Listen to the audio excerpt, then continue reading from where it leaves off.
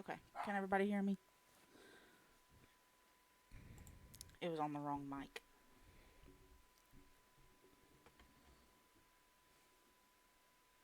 Okay, cool. So, we're just gonna hang out for a few minutes, and just wait for everybody to come in. I am nervous as crap, but it should be, I don't know. I'm excited to tell my story so that people can kind of get to know me better. Um, but the fact that I had to talk for 2 hours just really kind of freaks me out. But that's fine. I'll be okay. Um, I have prepared myself. I've got a drink and I've got notes because I need them. So actually, I need to put this in front of me right here.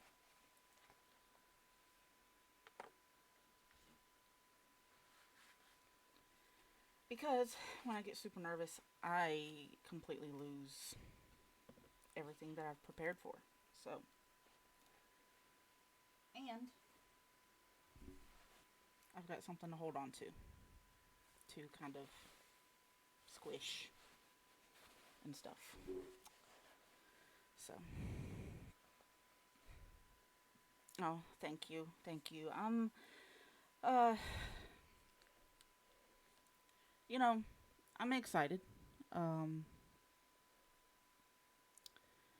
but I've got a 2 hour slot, so I'm about to get pretty deep, and I'm a little scared to open up that much. But yes, Bullet Bill, I love it. It was part of a little like Super Mario like collection box at Walmart, and it came with this in it, and it's amazing. And it's too small to like do anything with except for like decoration, of course. And so I'm just like, okay, I'm just gonna use it to kind of just do something with my hands. Um, I'm telling y'all, like I have prepared for this. It is wild, but that's okay because I know that that's what I have to do to take care of myself. And so my desk is a mess, and it's driving me crazy.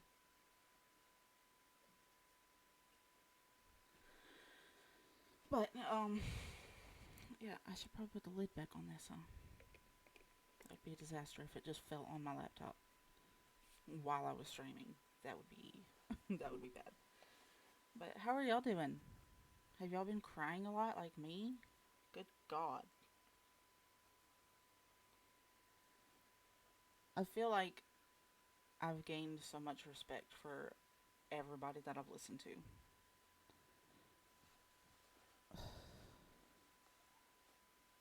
And I respected everybody already.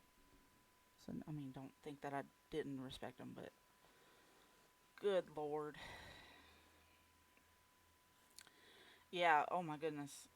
Everybody has killed me. Mickey, who else? Fox, Dry.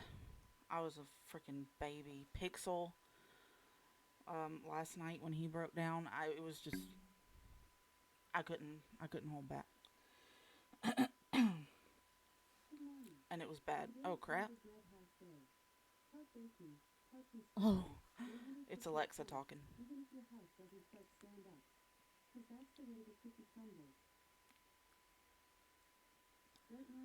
They have the cheesiest jokes on Alexa.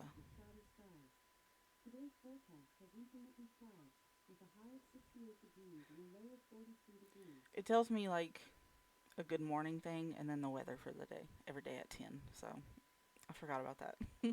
And I was like, oh crap, who's behind me? But that's okay. Um, I didn't hear. Mickey did make me cry. I didn't hear all of it though. So there's a lot of like VODs that I'm gonna go back and watch. Um, because I'm just doing my best to just support everybody. I'm trying to be everywhere. And luckily, it's mostly on just like one channel. And I love the raid thing because it's helping so much. Just keep up with really just one channel. And Yeah, so I had to take my dogs out and then get ready for my stream, so I didn't get to hear all of Mickey's, but so I'm sad about that. But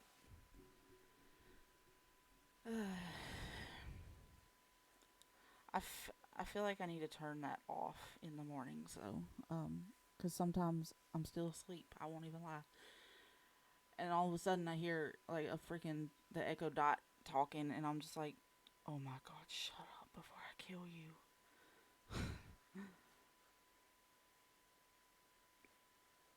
Hey Rita,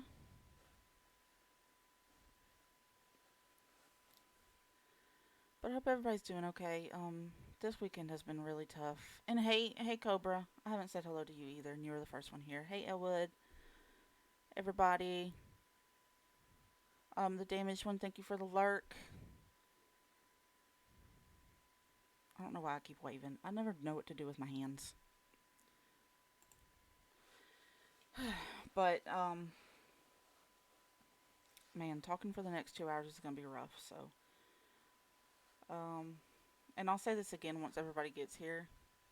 Y'all may have to just kind of prompt me a little bit, and and again, like I'll repeat this as well. Like it's okay to ask me some questions too, because I'm definitely open to answering questions. Especially when it has to do with my story, as long as it's not too, you know, you know what I mean. And that is not in the middle. But thank you for the follow. I'm gonna move this to the middle because that's gonna drive me a little bit crazy. Hey, I can't stand it that I'm not in the middle. But anyway, um,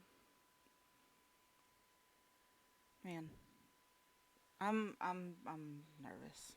I know that you don't know that already because I haven't said it 25 times. But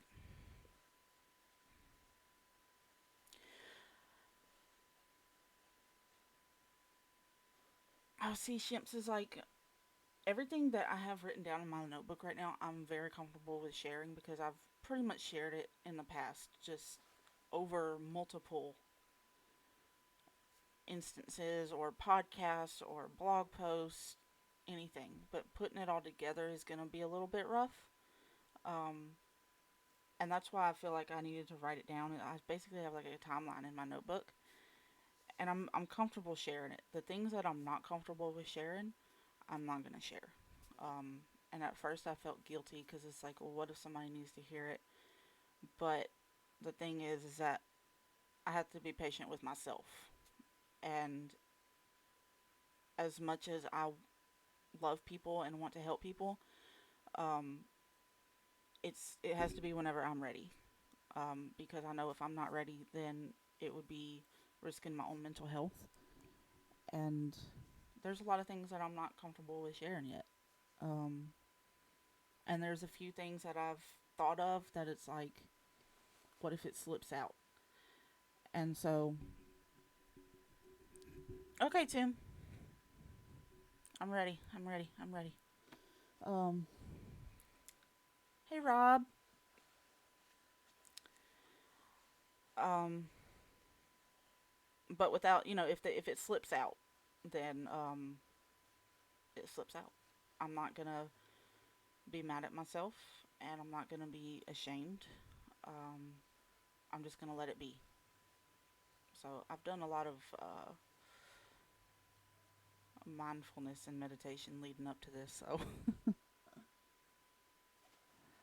I'm ready, but I'm nervous.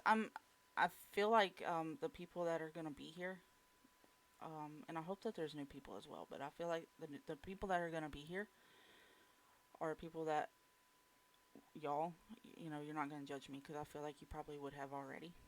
Um, so I'm not even worried about that. It's just the fact that, like I said, I've talked about my story in multiple various ways. That was redundant, whatever. Um, but putting it all together is gonna be the obstacle, I guess.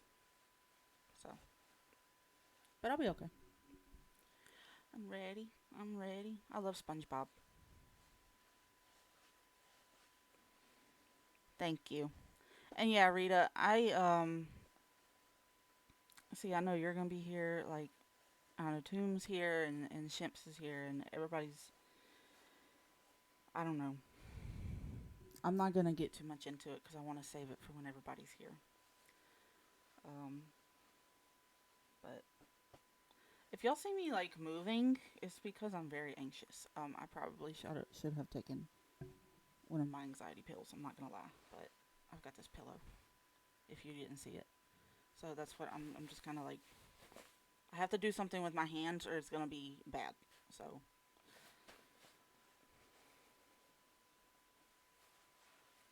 I love this. It's so cute. I had to cut off the tags though because they were like massive. They were almost as big as the pillow itself. What's the point of tags that big? But anyway.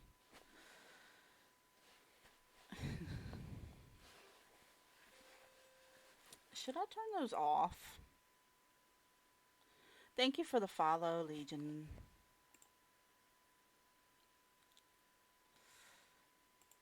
We'll do like that.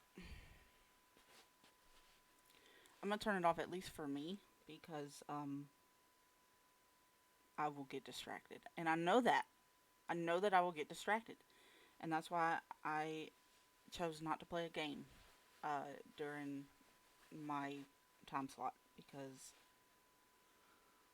if you've watched my streams before, y'all know I could be talking about something and then I get distracted by the game and then I lose my train of thought. So, and I know that. It's just who I am. So, I'm trying to not put y'all through that. But yeah, Shimps is like, I didn't cut it too well, but it was massive. I don't understand that. I truly do not understand that. But this is what I'm going to be. Oh, thank you for the follow, cat. Oh, everybody's here. Hey guys, what's up? Jimmy, thank you for the follow. Okay.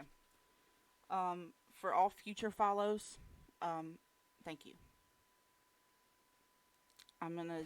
I guess I'm just gonna jump right into it. I don't want to waste any time, because I ramble. And hey everybody, hi. This is Bullet Bill. He is gonna be my anxiety friend today because I have to do something with my hands, or things will go crazy. So if you see me moving around, I'm messing around with Bullet Bill. Okay. Um. So let me first say, um, there will be a lot of crying because I cry at everything. Um, if y'all haven't picked up on that. And hey, Sage. Um, I sometimes have a very hard time of telling my story because it can get very deep and very dark. Um, I am one of those people that say, when I listen to somebody else's story and it's like horrific, I'm like, why am I even telling mine? I mean, good lord. But I know that, um, what I went through is valid, and I know that what I went through, um, kind of shaped me to who I am today, into who I am today. So I'm okay with that. Um, I have, I have got it, girl. Thank you. I love you. I know, right, Tim? Um, yeah, why not? Let's just all cry together. Um, and that's another thing. I had to make sure I grabbed a drink because I get like freaking dry mouth when I talk. But honestly, it's rough for me. And it may not have been rough for others, but that's what makes it. That's what keeps life interesting, I guess. So, Um, but I just want to give a shout out before I get into mine.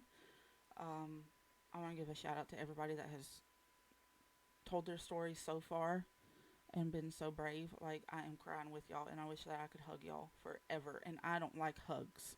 I don't like touching people, but I want to hug y'all. um, because I love each and every one of you, and I have gained even more respect for y'all than I ever had before. So, there we go. Um, so we will start from the beginning. Um, I'm gonna try to keep up with chat, but if I don't, please forgive me because this is rough. So I was born in October on a fall crisp. I'm just kidding. Um, so I will start from like when I was about 5. Um, I remember before I started school, I would go with my grandparents to the bowling alley because they loved bowling. Um, that was something that they enjoyed doing and they enjoyed bringing me. And it would give my dad a break because about a year before I was born, my dad was seriously injured, and I always thought it was offshore, but it wasn't offshore. It was just like a he worked in construction, and he was seriously injured. He was they were putting down concrete for something. He had a hard hat on, of course, um, but from up above, like a big concrete slab. I still to this day have no idea how he didn't die, but like a concrete slab fell from above, um, due to some carelessness from somebody else, and hit him right on the head. Um, and it broke his hard hat, but broke his neck, slid down his back, broke his back, um, and he still struggles with that. And actually, yesterday was the 31st anniversary of that. So it was kind of a dark day in the house. Even though they don't try to really dwell on that, my parents, um, it was pretty dark. They've been to a lot of doctors, a lot of surgeries, a lot of heartache, a lot of pain. My dad is on multiple pain pills because he just can't take it. Obviously, chronic pain for 31 years is pretty brutal. Um, and because of that, we I didn't grow up in like a rich family, or we had to watch our money, or they had to watch their money because I was a kid. But and it was that's all I knew though. I was born after that happened. Do not ask questions about that because I don't want to know. Like, he got hurt 10 months before I was born. We know, don't ask questions. I don't want to know. That's my parents were talking about people. Um, but anyway, that's all I knew. I've only known my dad as being hurt, and being in chronic pain, going to doctor's appointments a lot. Um, at one point, they had to go to an out of town doctor once a month. I mean, my mom has been, I just watched that caregiver podcast before my stream, and just made me think of how strong everybody was, in that panel, but also how strong my mom has been because I'm gonna silence this. Um, how strong my mom has been, um, because of having to take care of my dad, um, while working a full time job. And then when I was born, um, it was not very. It wasn't any easier on her, because then she had a baby to take care of with a full time job and a hurt husband. Um, and for reasons that we don't know, I didn't talk. Um, I only talked to my immediate family, which is my 3 sisters and my parents. And that was it. Um, I never talked to my grandparents. They lived next door, even.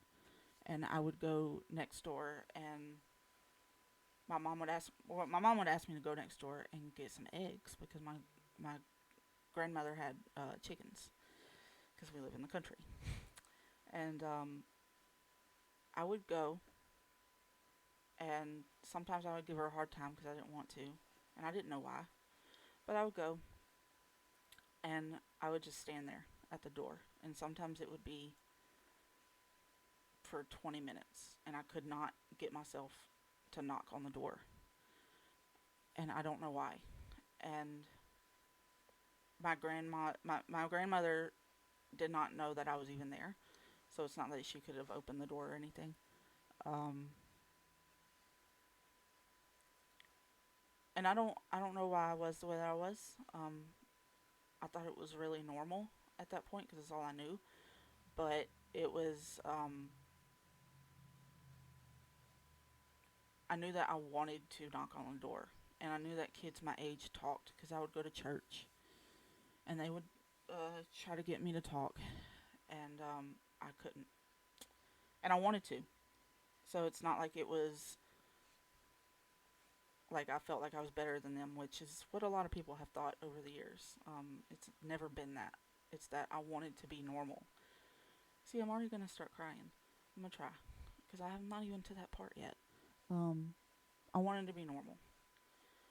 Um, when I started school, um, it was even more difficult because that's when I started getting bullied for not talking, and it was me too. Me too. I was called like a goody two shoes. I was called stuck up. I was called everything. Um, but when I started kindergarten, I started getting bullied for it, and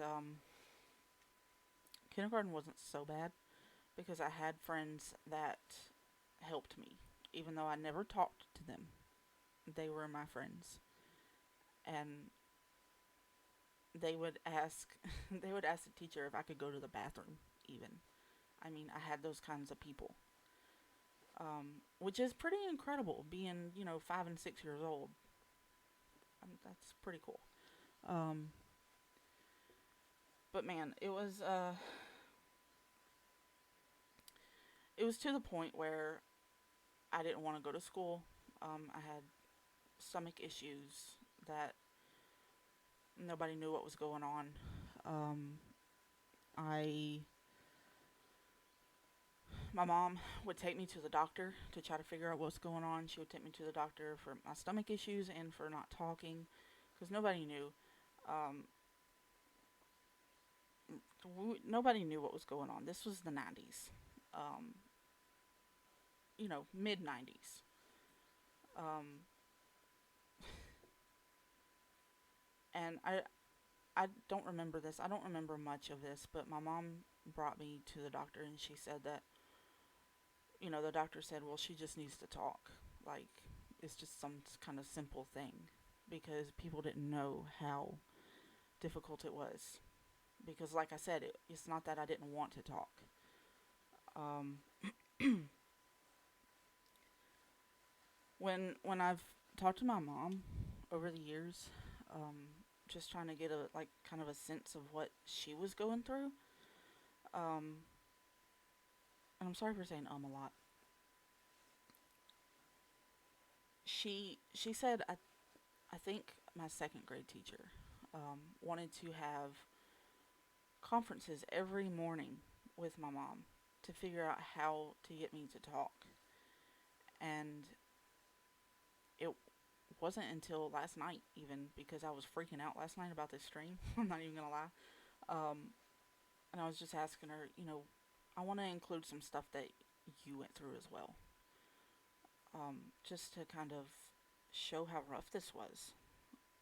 And those those morning conferences she went to, she said now she knows that they were kind of harassment a little bit because that teacher viewed me as a project. Every teacher that I had up until about, I'm thinking, seventh grade, um, viewed me as a project to get me to talk. And but those morning conferences, and she said it was first or second grade, made her late to work, and she eventually got written up for it, and I never knew that. Excuse me. And that was something that she could have lost her job over, but I don't know, somebody was nice, I guess, and um,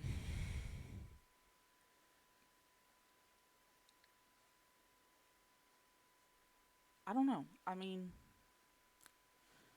we know now that it was social anxiety. Um, we found that out about 6 years ago. I'll get into that, but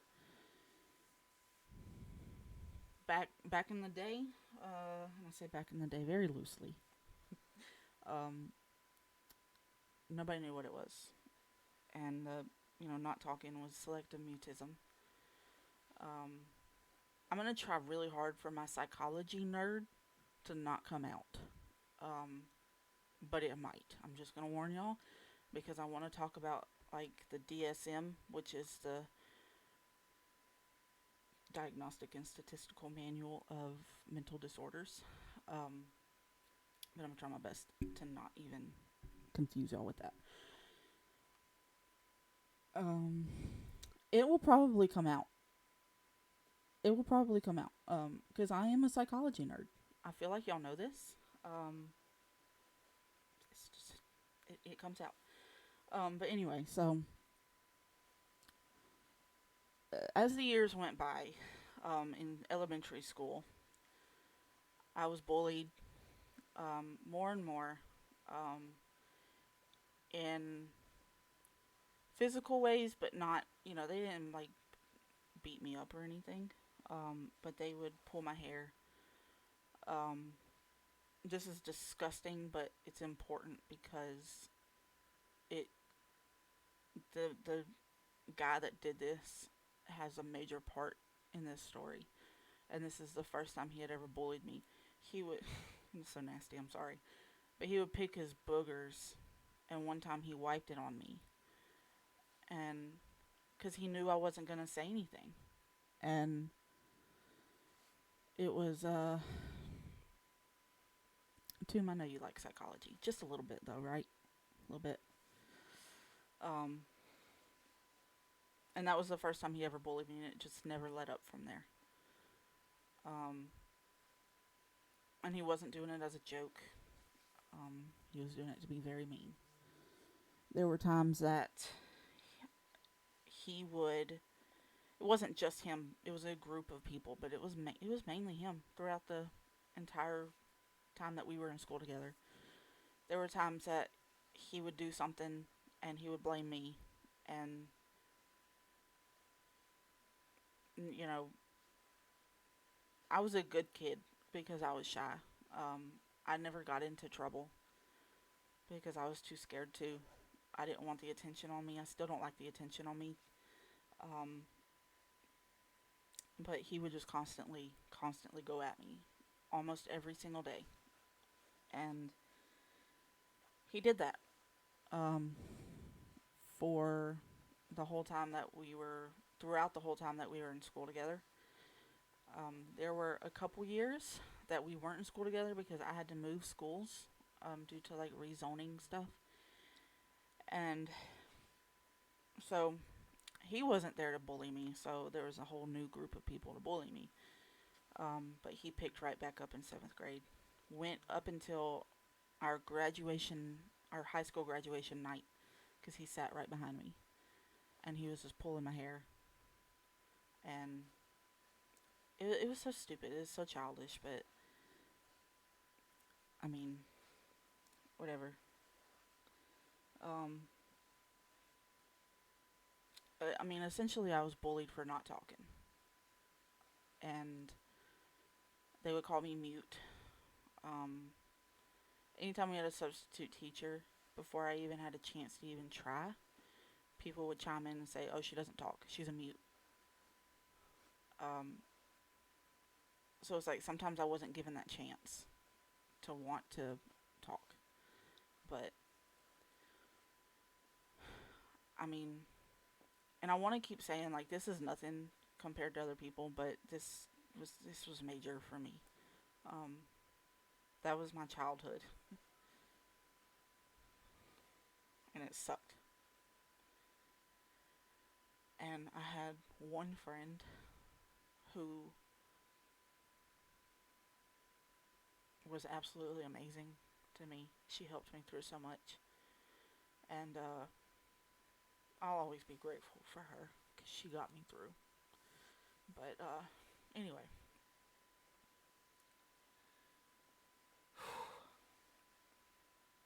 so going through school, I went through that. Seventh grade in particular, I know that middle school is rough for everybody.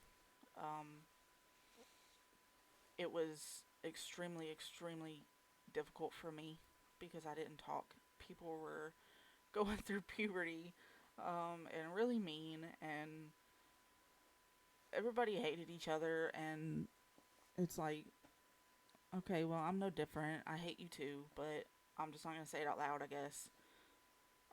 But I still did not talk at all up to seventh grade. Um, and in my seventh grade English class, there was a teacher that just refused to show any empathy, refused to, and I'm gonna be nice when I talk about certain people, but she may have been the biggest bully I ever had. And like I said, she refused to show empathy. She refused to show any kindness to me, any patience. And she knew that I didn't talk. She knew that I was shy. Um, but she decided one day to call on me in class anyway. And first of all, I didn't know the answer to the question. So I would have been like, I don't know anyway. But she didn't let up. So she called on me and she asked me, and I just kind of shrugged a little bit because I didn't know. Um, and she said, "Okay, we'll figure it out." I'm just like, "Okay," like in my head. And she just kept going at me, and I eventually ended up crying in front of the class, and everybody started laughing at me. Um, she, I don't remember if she laughed, but I just remember her facial expression being like she's over it, and I didn't even do anything. Um, I don't feel like I did anything. I don't know.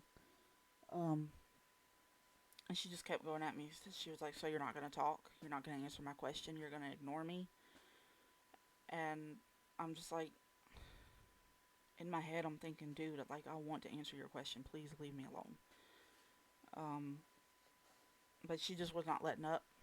So she called the principal's office and told them, "Hey, she's on her way." And so I went, and she sent me to the principal's office for not talking. For not talking. And went there, talked to the principal. She sent me to the guidance counselor, where I did not talk, who then sent me to the school nurse to do speech therapy with me, which I did not do. And they, I don't know, I mean, they put me in another class, obviously, because I wasn't going to go back to her anyway. Um, and I mean, that is on my brain like all the time when I tell my story because it was so that was really difficult for me knowing that okay, people just do not like me and people have every opportunity to just bully me and they're going to do it if they have that opportunity. And it really freaking sucked because as much as I wanted to say something, I couldn't. Like I just physically could not. I could not bring myself to say a word. Um, but then in the eighth grade, my eighth grade English teacher, um, we had to do a speech in front of the class. Like we physically had to be in front of the class, and like I didn't want to do it. Obviously, I couldn't do it. Um, and it's not like I didn't want to do it, but I just couldn't. So she pulled me out in the hallway, and she said, "What can I do to help you?" And she wasn't the first teacher to ever say that to me. My fifth grade teacher was, and my fifth grade teacher is absolutely amazing. She stood up for me um, countless times. And but this eighth grade teacher, she said, "What can I do to help you? Is there anything specific? I want you to be specific." And I don't know, that love that she showed me and that patience that she showed me, it allowed me to talk to her, and be open with her. And I said, "I don't know. I just can't stand in front of the class." And she said, "Okay, well, let's work through this, um, because I want you to succeed, and I want you to succeed in this class. So I want you to stand in front of the class, and I'm gonna stand right next to you, and I want you to only look at me." And then I was like, "All right, I can do that," and I did it. I did that, um, and from then on, you know, she was constantly still patient with me.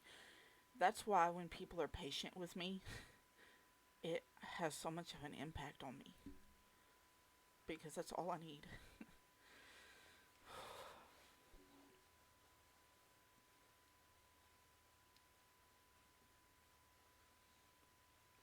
I didn't know I was going to cry at this point. I'm sorry. All I need is some patience. Um, but she helped me. And she helped me get to the point where in my American history class, I was the first. We had to recite the what preamble. I think we had to recite something. Everybody else in that class couldn't recite it, and I was the first one. And my last name starts with V. I was the first one to recite it in front of the class, word for word. This teacher was very strict, so if we stumbled over a word, we had to start over. And I didn't stumble over one word. And he was like, and he meant it very, kindly, nicely, whatever the word is. But he was like, "The shy girl beat all of y'all." Because he was very, like, sassy. It was hilarious. And that was amazing. And I still remember that. But yeah. Um, I, that was middle school was rough. Going back to seventh grade, like there was one time that the anxiety was so bad that I would have stomach aches, um, which we didn't know was anxiety at the time. And I didn't go to school for like 3 weeks one time, and there were times that when my mom would drop me off at school, I would refuse to get out of the car, and I hate that now. I hate that I put my mom through that, and she's like, now that we're more informed about everything, she's just like, "If you ever apologize again, I will slap you." Not really, but I will slap you. And because she knows now, I was not doing it on purpose. I don't think she knew at the time I was doing it on purpose, but she knows now. There was no way I was doing that on purpose. I would not act that way towards my mom, because my mom is my best friend, um, in the entire world. Um,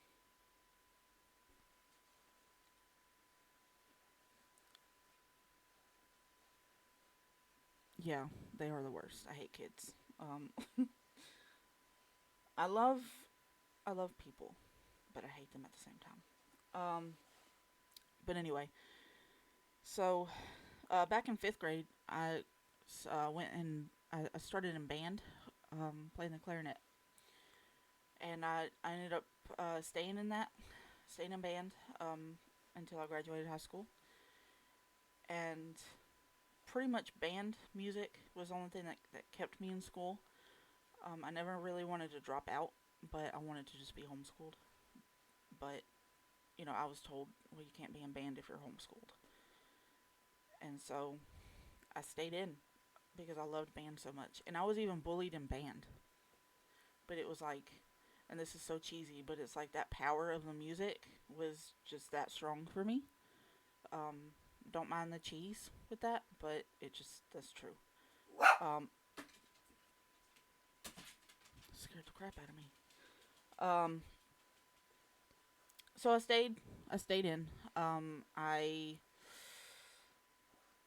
stayed in, like I said, throughout high school. In high school, I joined marching band. I was a band nerd, band geek, whatever. I didn't care because I loved it so much, and it was fun because we were good.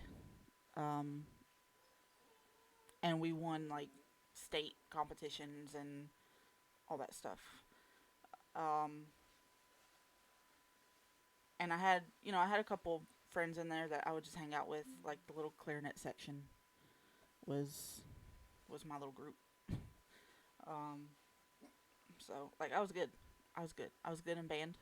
The bullies for some reason just did not affect me when I was in that band room, both in middle school and well, elementary, middle, and high school. Like the band room, it was like a no bully zone for me. And I'm so sorry for my dogs. They bark at nothing. Um, and so um, marching band was just like my thing, and I was all in. I was not the best player in the group at all, but I didn't care because I loved band that much, and I loved playing that music and being like a super nerd on Friday night football nights. And I mean, y'all know, like I'm just like an anxious mess, but on Friday nights I didn't care. I danced when the drum line was playing, like that was my thing. Um, and so music got me through school. I always just say music. I know my dogs are little turds, but I love them. Um, but yeah, I pretty much every day of school I was bullied in some way. In high school, that kid that I was talking about sat behind me, and this one's rough. I'm probably gonna end up crying at this one too. In ninth grade English. Why is it always in English class? I just realized. Um, Ninth grade English. He sat right behind me. Because our last names are right next to each other. That's why he always sat behind me. And he would pull my hair again. Um, this time he would recruit his little friends in our little island of desks. Excuse me. And they would spit little, wads of paper spitballs at me and in my hair. Um, put things down my shirt, which would make me have to untuck my shirt and take it out, tuck it back in. Um, pull on my bra strap a lot, and it would hurt. Um, like, guys, please stop pulling on people's bra straps. Like, good God, it hurts. um, because he would yank real hard, let it go. Um, but at one point we had to wear uniforms. If y'all didn't pick up on that, and he would pull at my belt loop one time and pull me back so hard that I fell to the ground. And it was in the cafeteria, and people just laughed. Um, because in ninth grade, I didn't have any friends with me on my lunch time. So that was fun.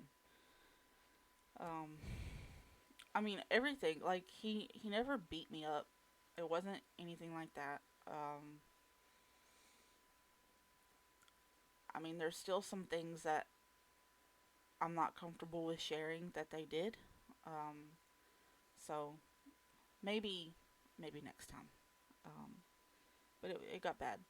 Um, it was every day. If I even passed them in the hallway when we were going to our classes, they would do something like stick out their arm with their hand and kind of just like slap me in the face because I would just run into it because I'm not paying attention. Um, they would trip me a lot. One time they pulled that stupid little school kid prank and tied my shoes together when I fell asleep in in class. I mean, it was stupid stuff. It was really stupid stuff, but it was every single day that I was in school, and that's why I hated school. And I didn't want to go.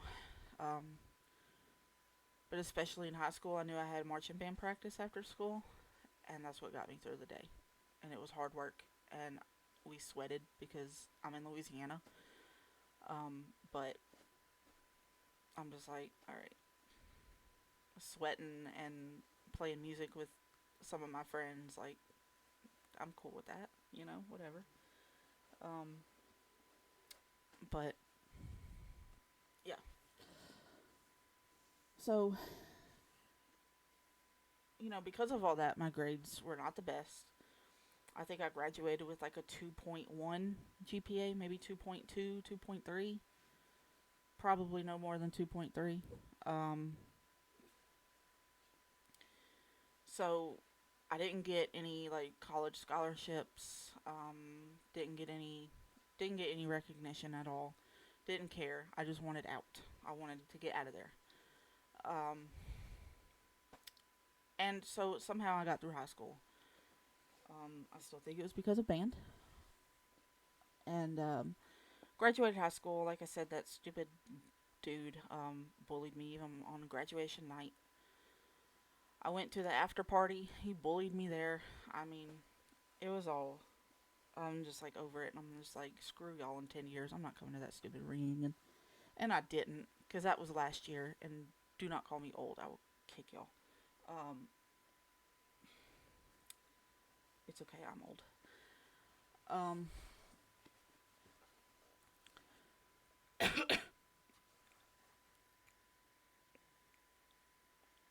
yes, yes, Corey, yes.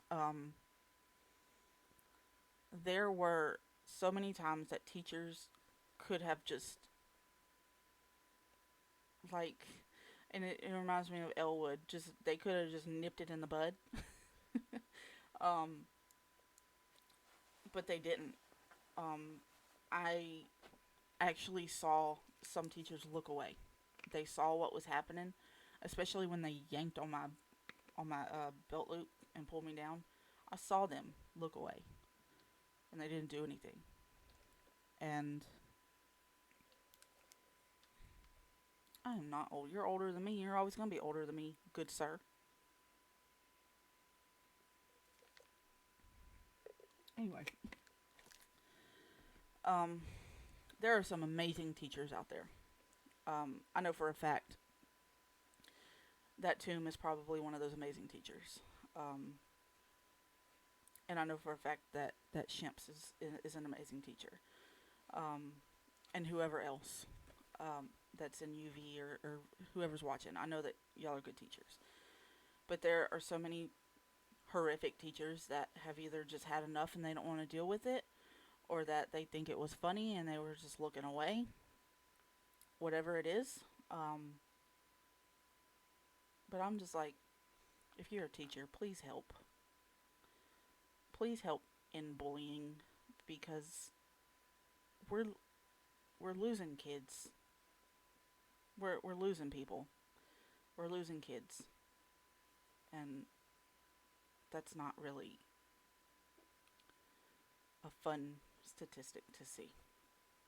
We're losing kids because of bullying. We're losing adults because of bullying too.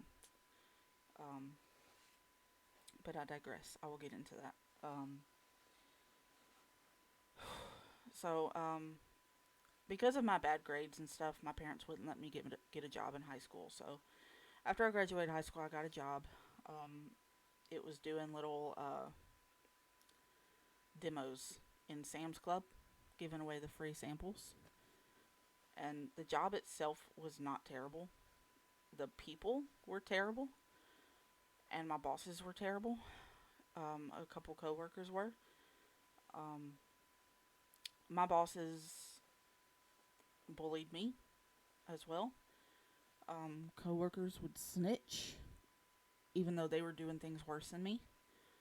Um, it was all very difficult, and I remember one time. It was a stupid it was a stupid little event that I was doing. They call them events because they're trying to be professional, but it wasn't professional. Um, and I was just demoing some ham and cheese. It was a simple little demo. Um,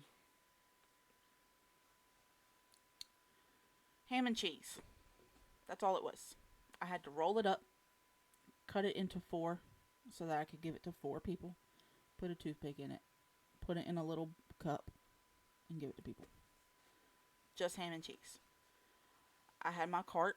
I was rolling out and setting up. A lady comes up to me and she said, "What you got?" And we were told that when we weren't ready, we were allowed to say um, what we had. So I was like, "I have some ham and cheese." I told her what the brand was, where to find it, and if she would just make a circle and come back, that I would be ready. And I was in a good mood. I would even savor one, whatever. Um, and she said, "Oh, you don't have it ready. You should just go kill yourself." And I'm just like, what? In my head, I was so shocked that nothing came out. At that time, I had already been contemplating suicide. Um,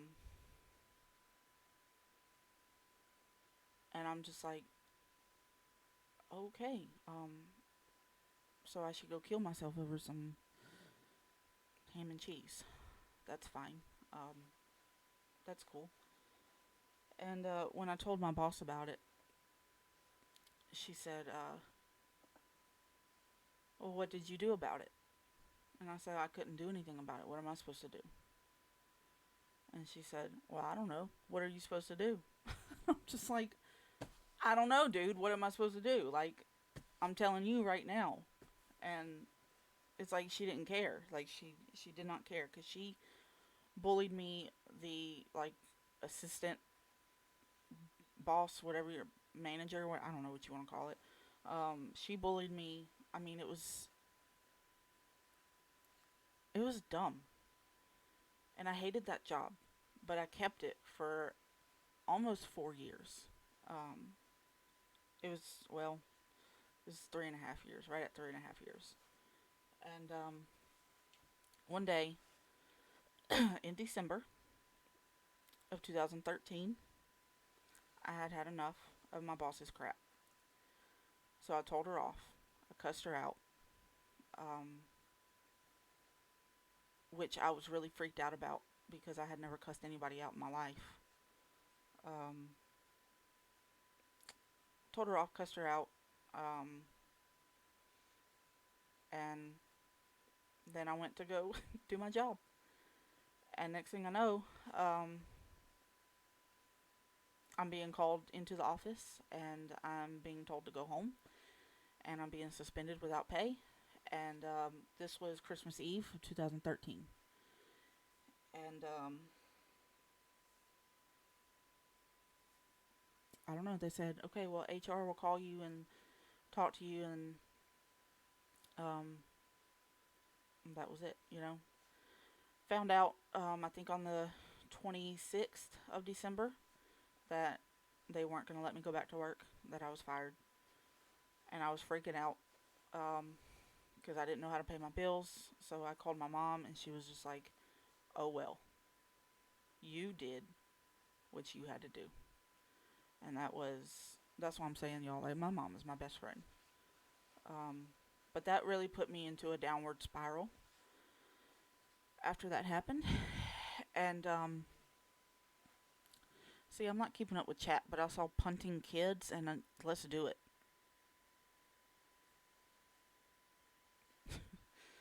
Um, but every time that, like Shimps, I see you. Every time that we would say something, we would just look past. That was a terrible company to work for. They did not care about their employees. Um, they and they still probably don't.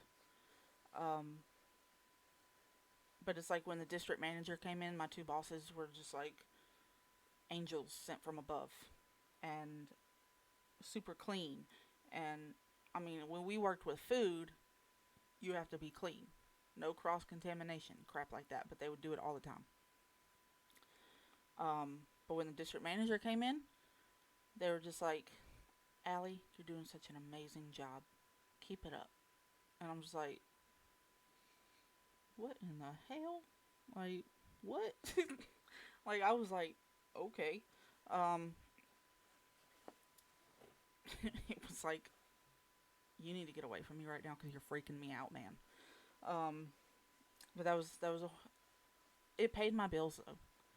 And we had some good times too, but overall, it was just like, was it worth getting bullied over every single day? Because the assistant manager just kind of, I didn't know that I had depression until that job, because it brought it out even more in me. Um, and she would just dig and dig and dig, and finally, I guess it slipped out that I was experiencing the symptoms of depression, and then she started using that against me. She said, I would walk in and she was like, "Oh, Allie, are we depressed today?" And I'm just like, no, but I'm in the mood to punch somebody today, so whatever. Um, it was stupid stuff like that, but um, very hostile work environment. The job itself was not terrible. If I could just stand there and put out food samples, like I would have been fine. There were a lot of like customers that were amazing, and I loved when I would see them come in, and we would talk and laugh, and it was amazing.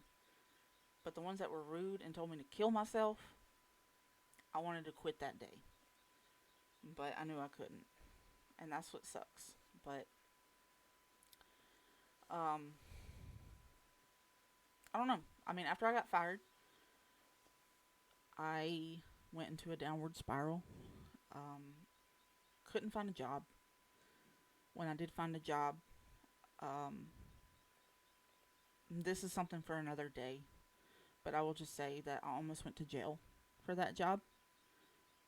Um, so I left that job, and then from there, I really couldn't find a job.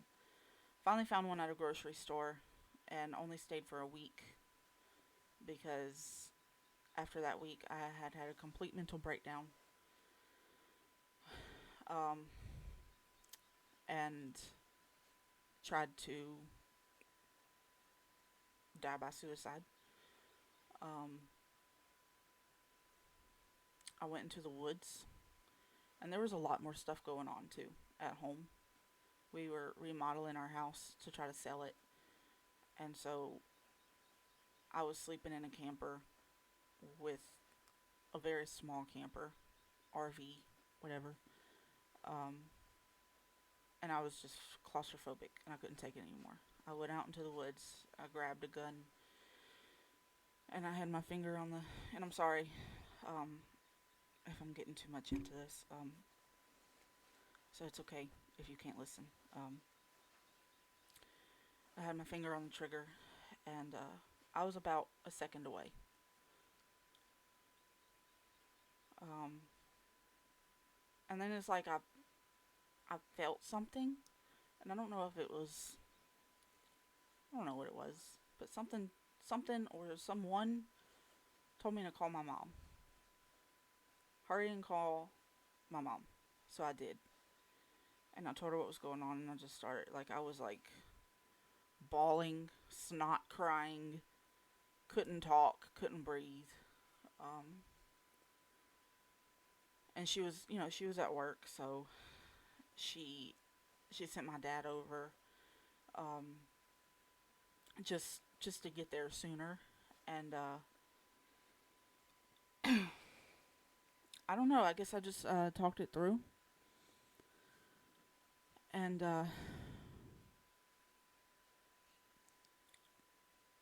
I don't know. I thought I was gonna be okay, but I wasn't. And so I've never said this, not even to my mom, but I tried again that night, but with a knife. And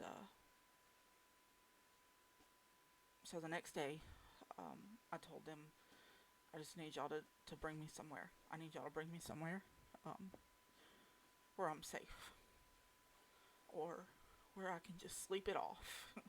I didn't know much about depression. Even that in 2014, I didn't know much about it. I had never been to a doctor about it, never been on an antidepressant, anything like that. So my mom took me to the emergency room that day, and they took me to a mental hospital. And yes, Lindsay. Um, yeah, my cat Squirrel. I named him Squirrel because I was a little kid, and and he would jump. He wouldn't touch the floor. He would just jump from furniture, like from like the couch to the chair or whatever. He was just a dork. So I named him Squirrel, and he was my baby. And there were times that I went to like do something, but he would plop on my hand, the hand that was going for either a knife or a gun, and he would just plop on it. And I'm just like, "Are you serious right now?" And that cat saved my life. And that was another part of the downward spiral, is because I lost him that same year. He died, and I knew that maybe I didn't have that lifesaver anymore. Maybe, I don't know. But he was, family member, so I cried, of course.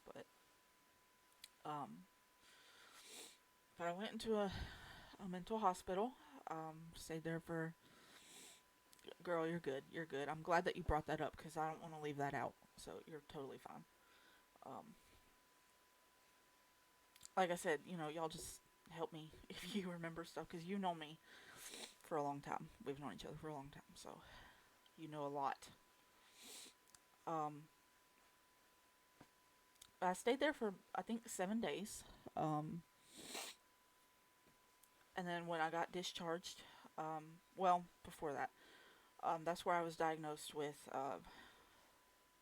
major depressive disorder, which is severe depression, and social anxiety, social phobia, whatever you want to call it, and OCD. That was where I learned that when I didn't talk, it was selective mutism. It was social anxiety with selective mutism. And my psychology nerd will come out right now. That's actually in the DSM 5. Um, and if you don't know, the 5 is the 5th edition. Um, and I have my own copy of that. And I was reading about it, and I'm like, holy crap, that is me in words. It is wild how just spot on that diagnosis is. Um, so when I got discharged, they have an outpatient um, therapy. Went straight over there before I even went home. Went straight over there. That's where I met a girl named Katie. Um, and Lindsay, Misplaced Sanity, she knows Katie. Um, and she knows that this is where I'm going to cry really, really hard. Um, met Katie. Um, And I was in that, went 5 days a week for 5 hours a day because that's how bad I was, for about 7 months. And every single day, me and Katie, I would sit, right here. She would sit to the right of me in the group, and we would. So it started at, I think, 9 in the morning or 8 in the morning. I don't remember. I think it was 9 in the morning. Um, and we would always meet up. We would meet up early, and we would stop somewhere separately for breakfast, and then we would meet up and eat, outside of the building, and we would eat it together. And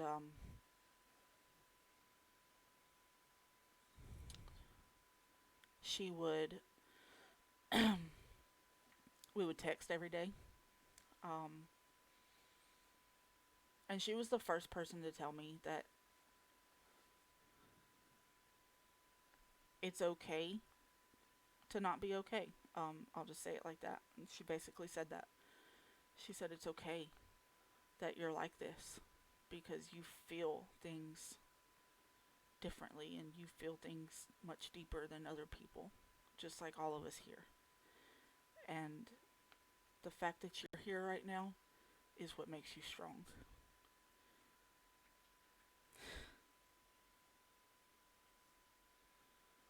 And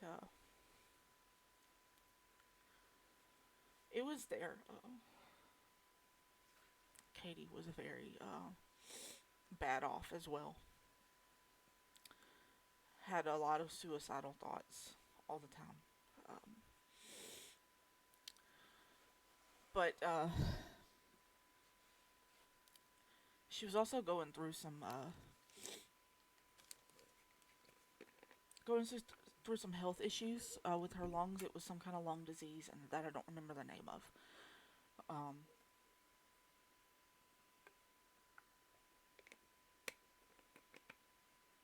but so when I left, when I was discharged, we still stayed in contact. We didn't talk every day like we used to, but we talked every other day. We texted all the time. We She would tag me and stuff on Facebook that it's like she knew that I needed. Um, she had become my absolute best friend. I was going through some hard times with my other best friend, learning that she was going through some stuff herself with mental health, but she was not getting the help for it, so it made it really, really difficult. She did manipulative things. Um, I felt like I was nothing really when I was around her. Um, and the thing is that I kept forgiving her, and we were friends up until just a couple months ago. Um, because I kept forgiving her because I was lonely, and that's not the reason to go back to a toxic person. Um, so please, just never do that. Um, if you're ever feeling lonely, just DM me. Don't go back to that toxic person. It's not worth it. It's not good for your mental health. Um, it would get worse and worse. And I don't know. It was like,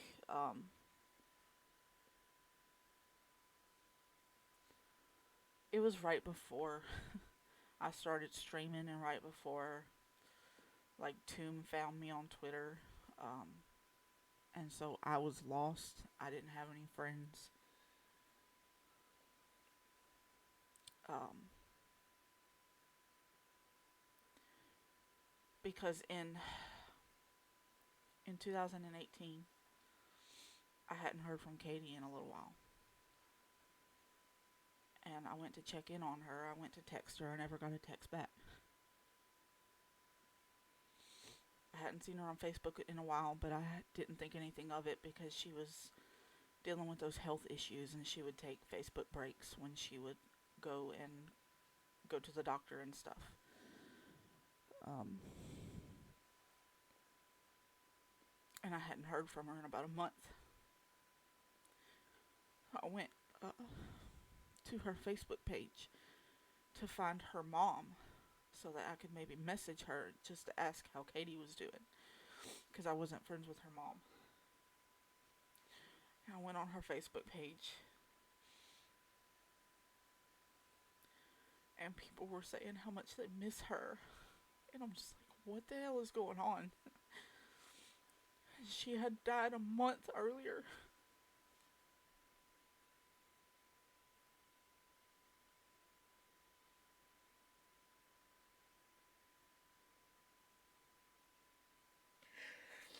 I'm sorry. And I didn't even know.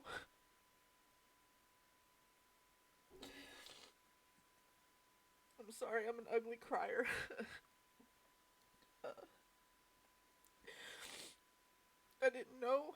Um, I didn't get to go to her funeral. Um,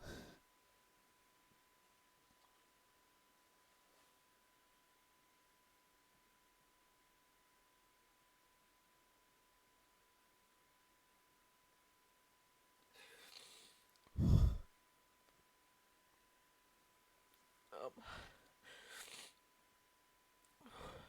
um, she was cremated, so she doesn't have a graveside. So I don't get to go visit her. Um,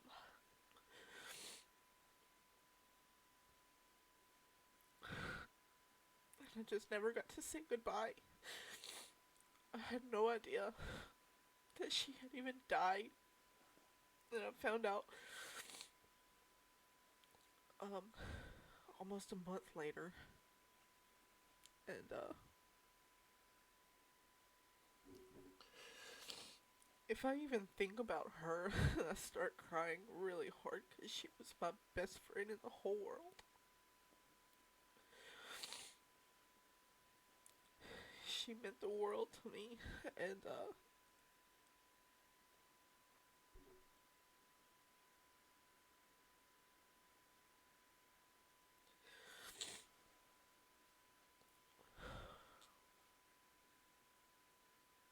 I don't know, she was the one I could turn to when I didn't have anybody else. And I still feel like a horrible friend for not checking on her sooner. Because maybe I would have known.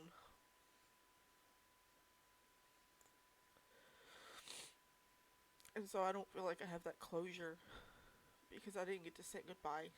And, man.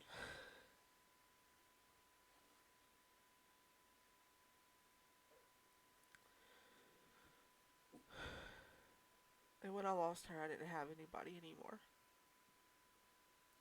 I still had my mom. Um, but I remember I found out about Katie. It was about 3 in the morning. And I didn't know what else to do. I started having a panic attack. And I went and woke up my mom. And she had work that, I woke her up knowing that she had to work, but I just couldn't help it. And I love y'all too. I'm sorry, I'm just an ugly crier. I hate crying in front of people, but I'm okay with it because I knew it was coming. I knew when I got to that point in my story that it was going to come out because anytime I even think about Katie, I cry. Um, if I, it's not to the point where, like, when I heard the name Katie, I would cry. It's not to that point anymore. Um, but I still, I never got that closure, and I'm still grieving, very much so. 2.5 years later, and one thing that I've been told over and over is that grief doesn't have like a time. timeline. Sorry. So I just kind of I let it happen when it happens, you know. Um,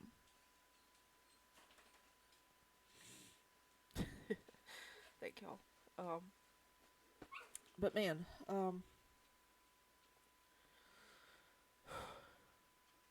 so when I lost her, I didn't have anybody,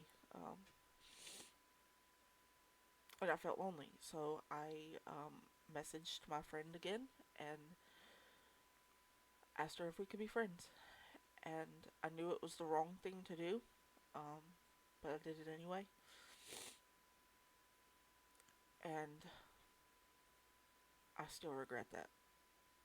I regret that every single day that I did that. Um,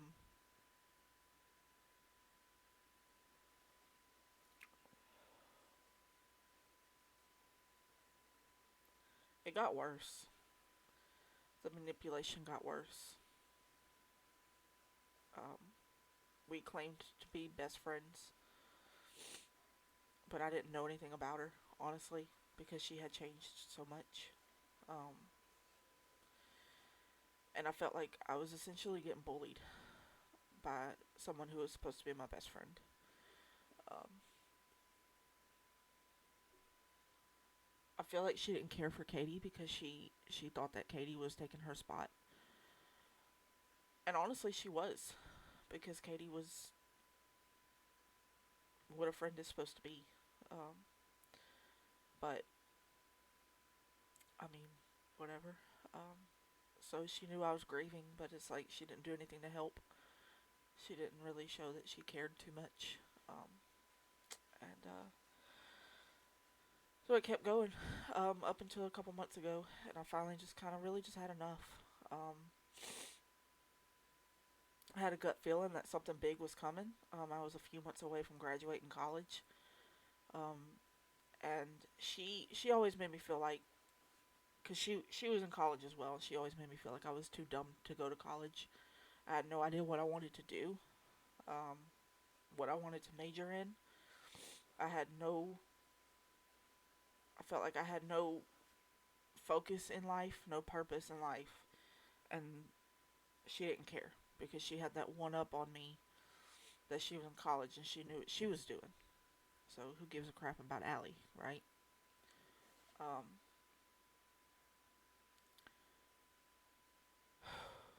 well, after my second stint in a mental hospital, um, I found out what I wanted to do. I had this passion for mental health that I was never really quite open about. Um, I was because I had a blog, but it wasn't anything like that's what I wanted to do with my life. Um,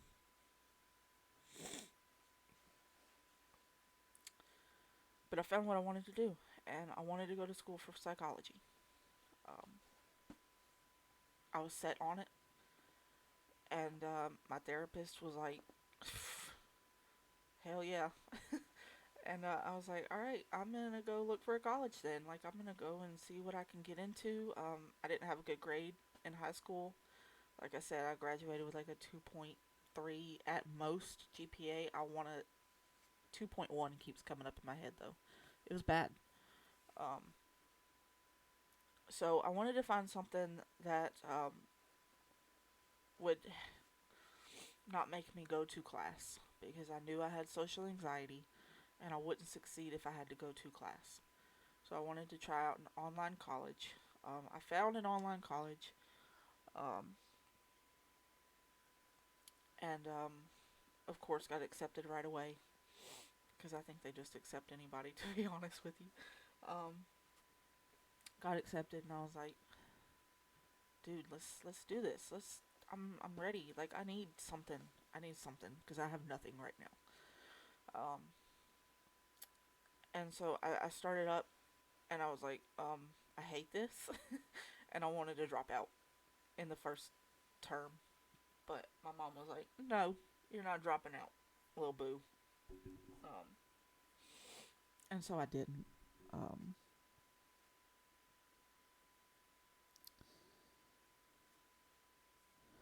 man, I don't know. Some point during all of that, I got my dog Finn.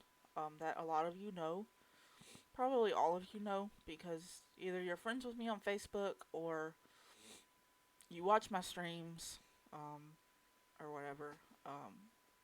Finn is my best friend. He is my emotional support animal.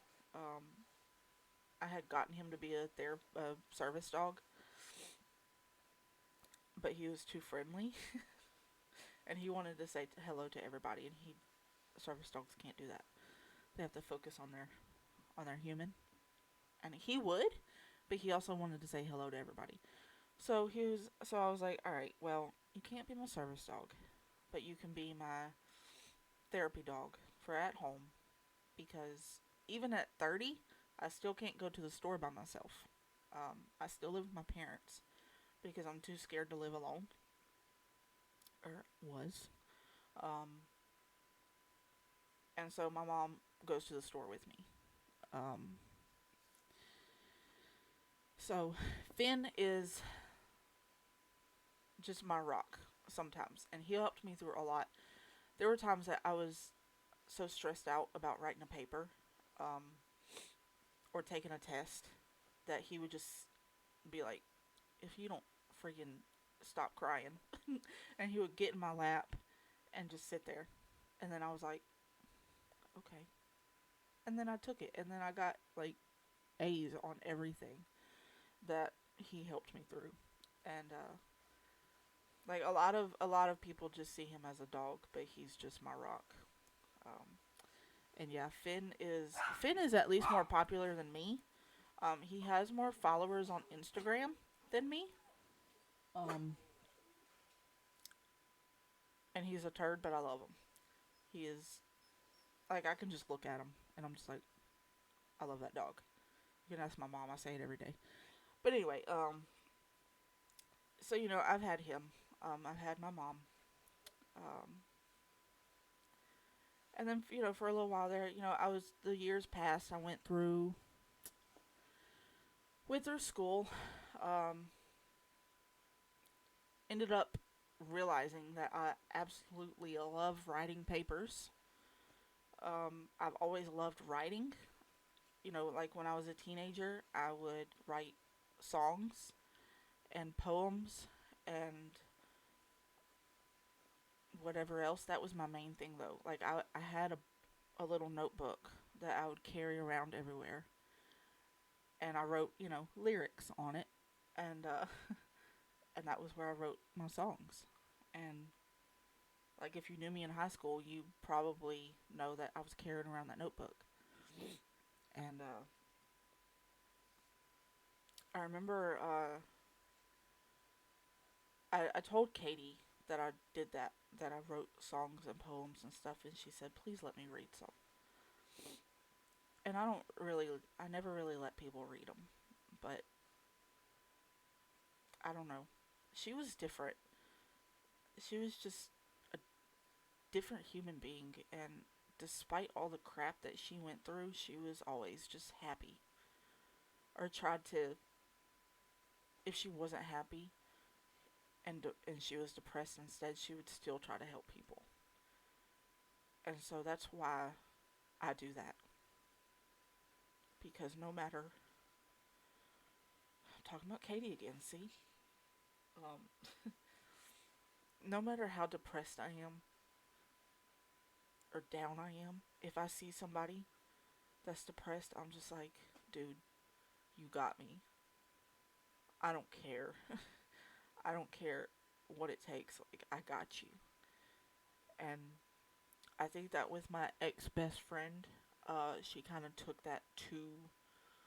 Like, it's fine to take it seriously, but she took it too far. And it got to the point where if I was depressed and she was depressed, if I didn't immediately say something to her, then she thought I was mad at her or that we weren't friends anymore. And she was just very manipulative. Um,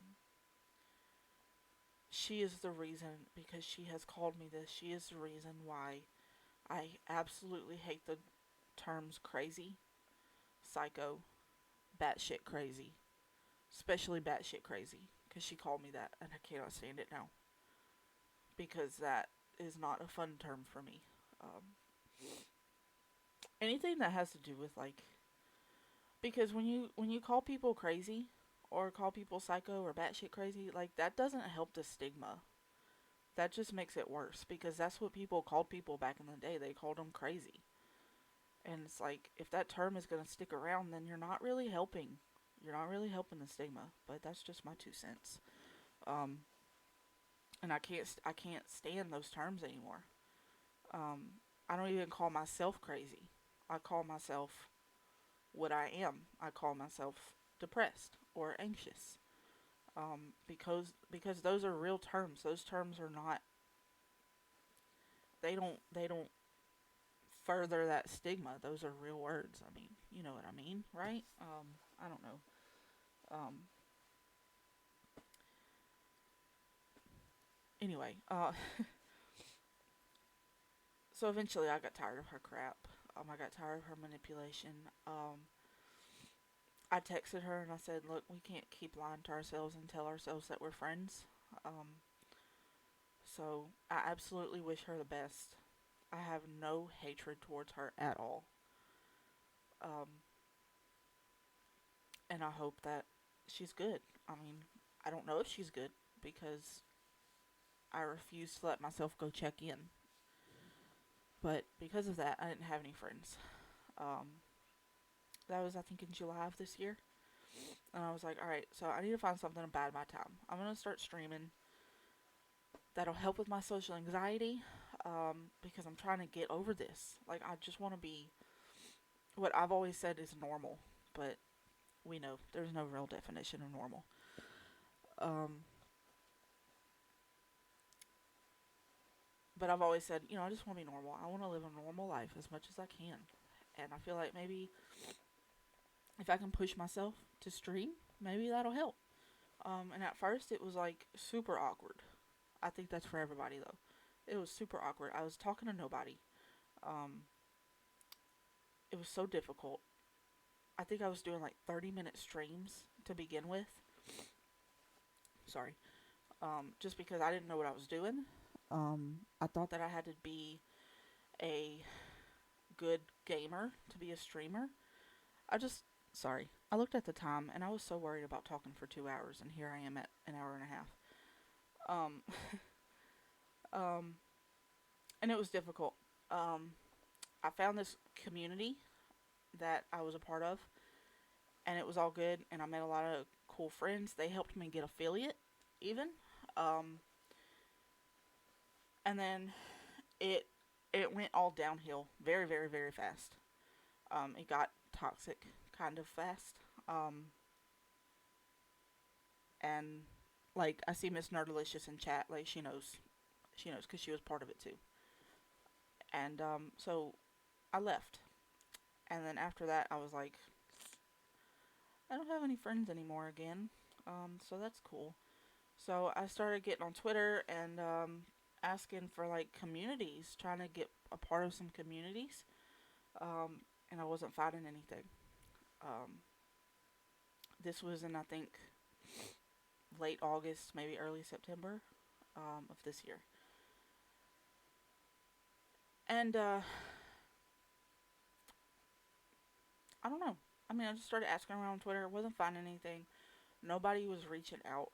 Um, because, you don't just have Discord links sometimes. Like, they have to reach out with them. Ow, I just hit my hand. And, I mean, I was just like, alright, well, maybe I'm just not meant to have friends. That's me overreacting, because I do that. And that's why people that give me patience are some of my favorite people, because I do overreact and I get deep into my feelings. Um, I am a major empath, so when other people cry, I cry. Like, this is how I am.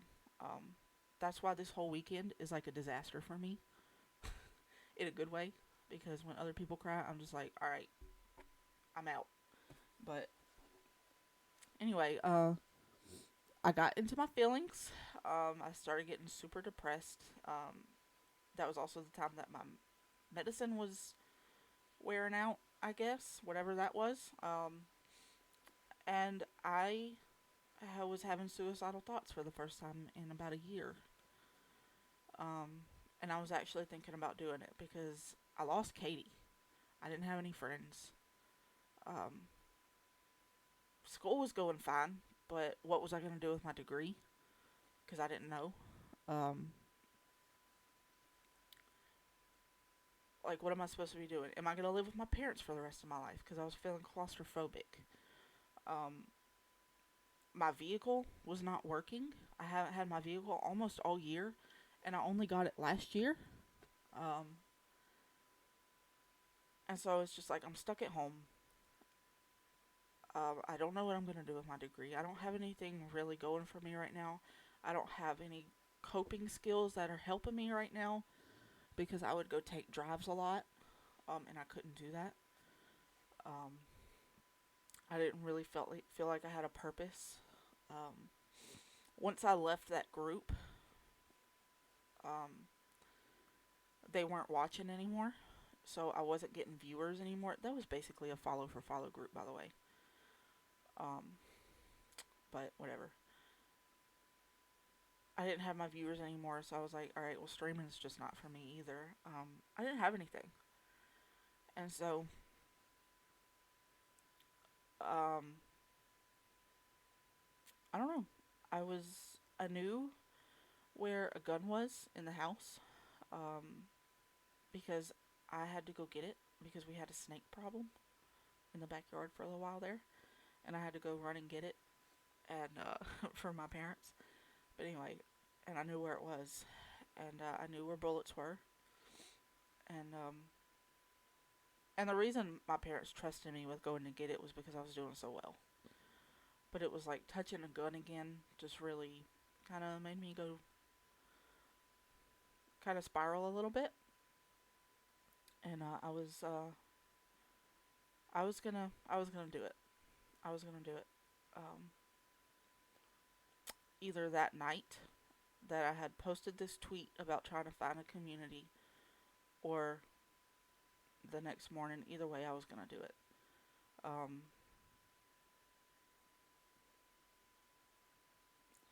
so Tombstone reached out, um,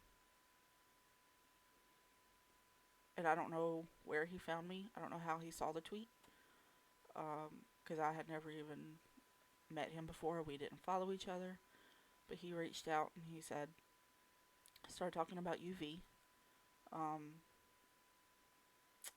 and I was like, okay, um, I'll try because that's what I'm looking for.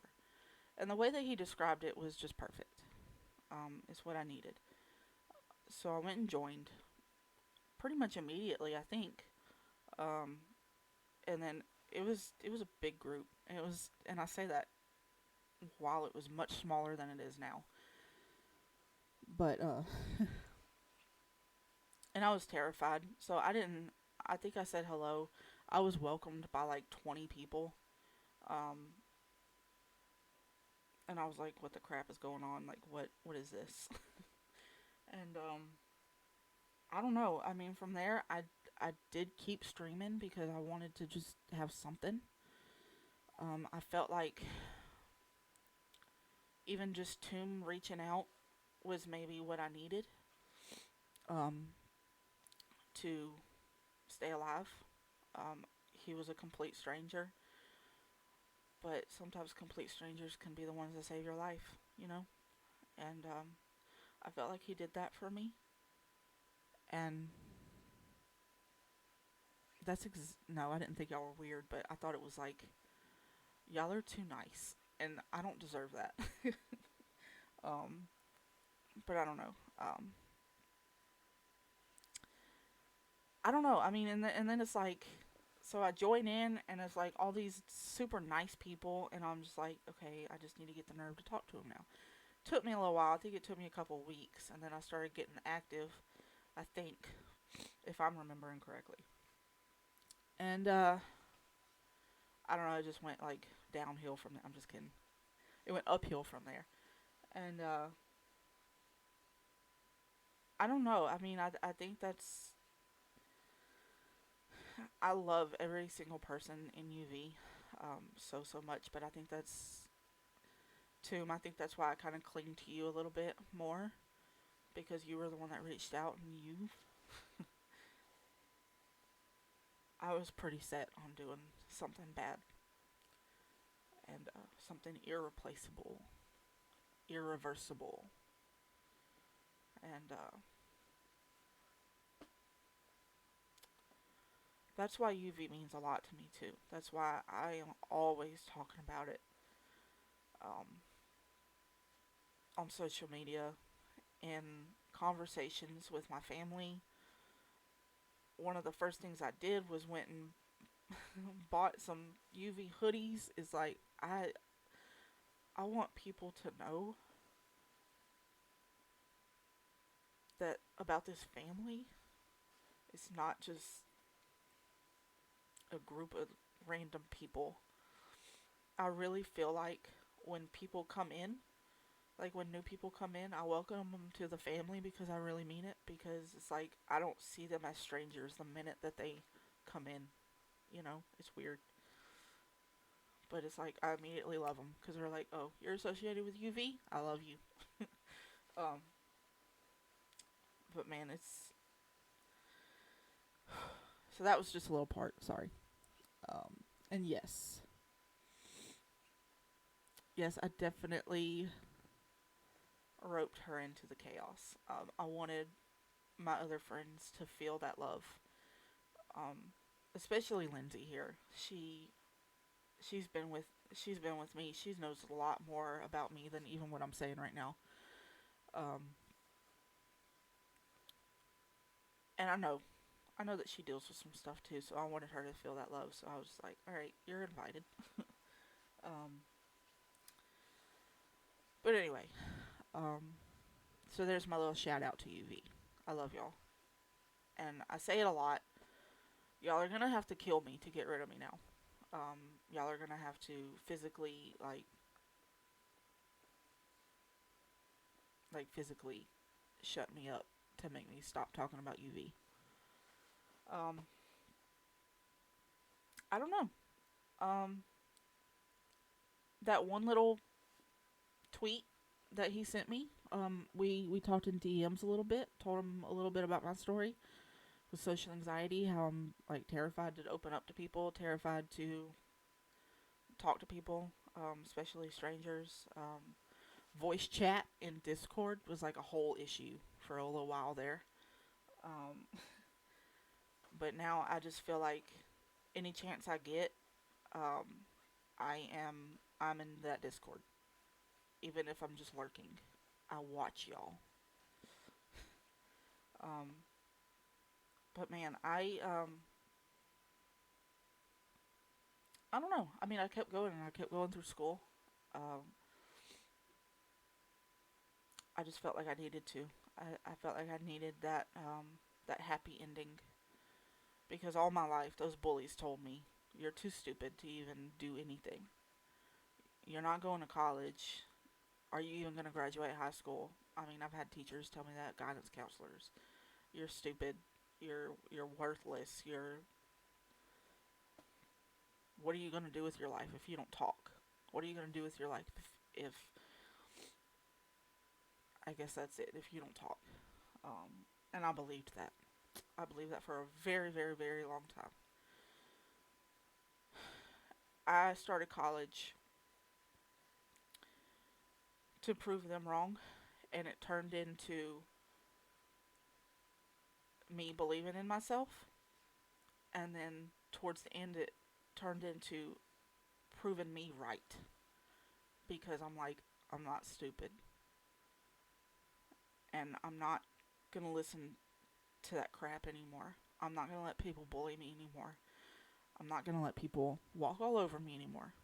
You're not gonna take advantage of me. You're not gonna be.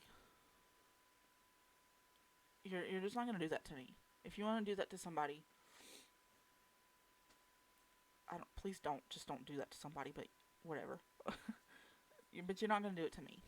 Um, College turned into something that I did and stayed in to prove myself right and to prove to myself that I could do it and that I was smart and I am smart.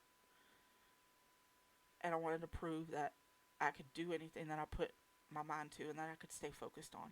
And I did it. And that's why it's such a huge issue. Not issue, a huge thing that I graduated college last week.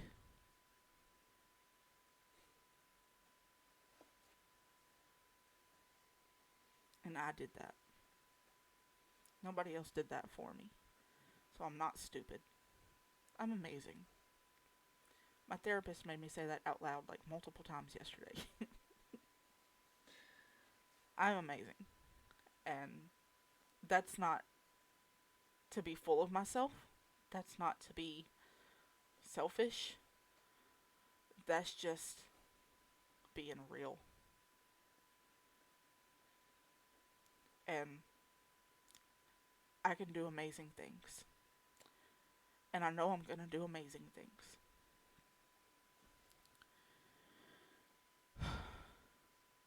Because I still have, you know, I graduated college at 30.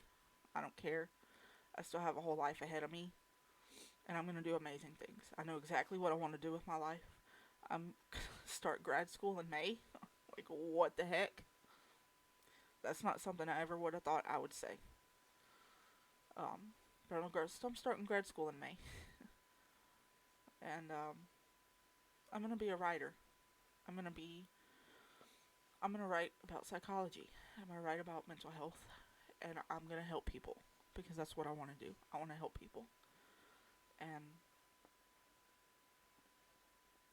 when I learned that UV was like focused on mental health, it's like, how in the crap? How in the crap am I a part of with these amazing people? I don't know.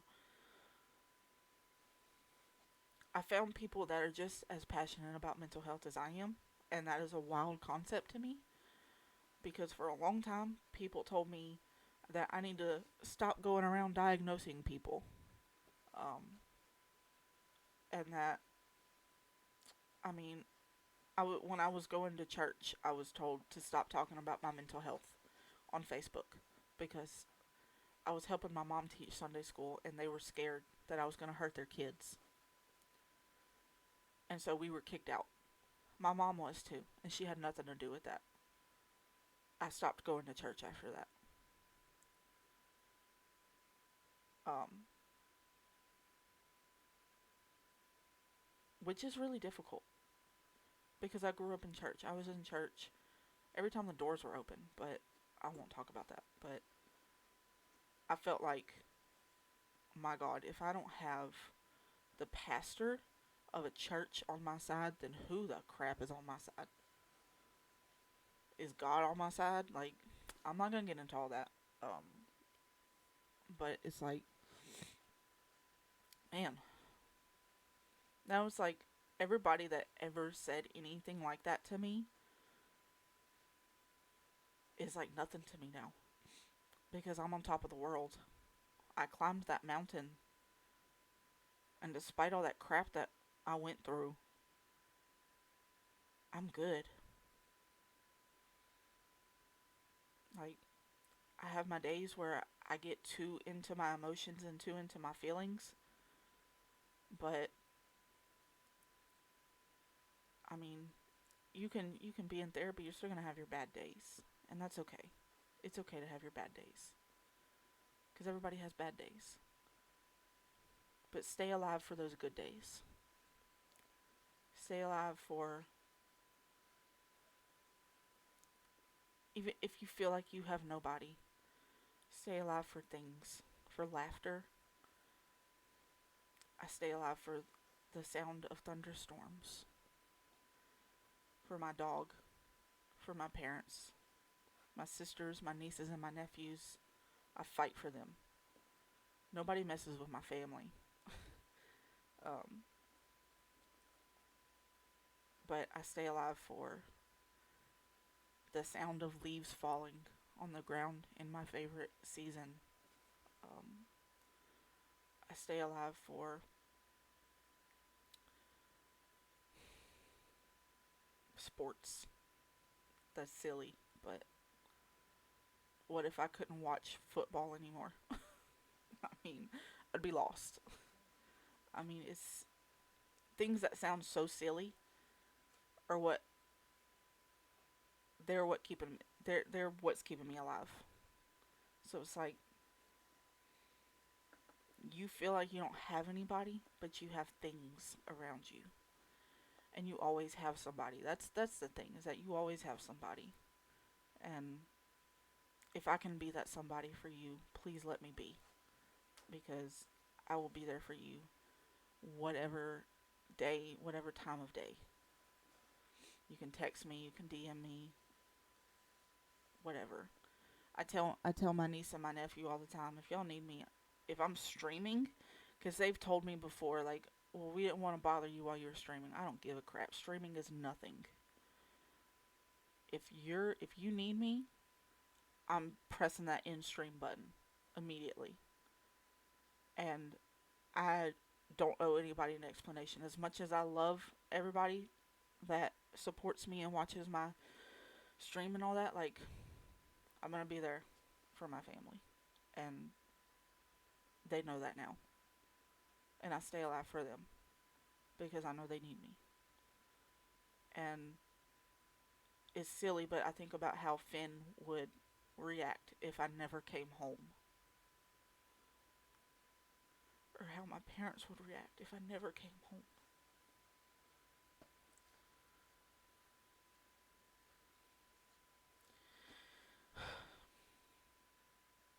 But like I said, y'all, I'm on top of a mountain right now that I climbed. And I'm good. I'm good. I've got my family here. I've got my family in UV. And I'm good, you know? Um, yeah. One thing that and I'll end on this. One thing that my therapist said to me yesterday, because I graduated last Saturday and I see her on Fridays. So yesterday was the first time I saw her after I graduated.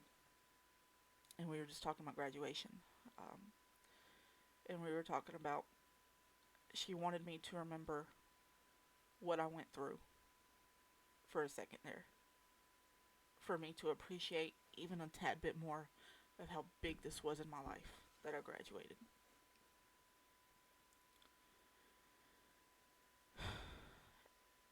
And I don't know.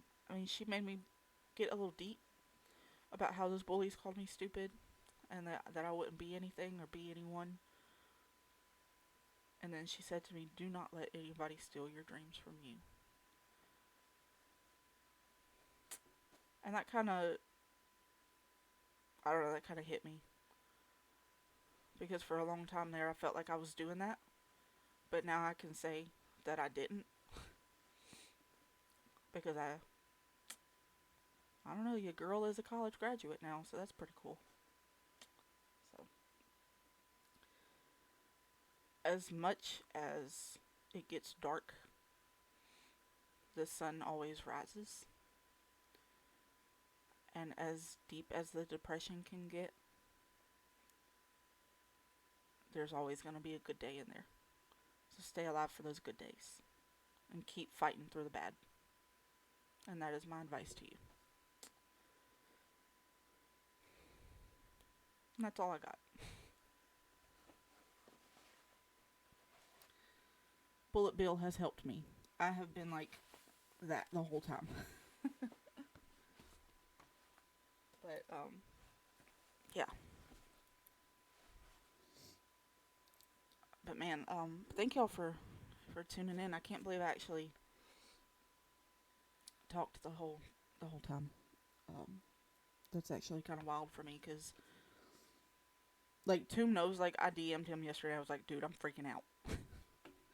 Like, what am I going to do to fill the whole 2 hours? I didn't know that my story was going to take that long. So, but thank y'all for hanging in there. I mean, I'm a mess.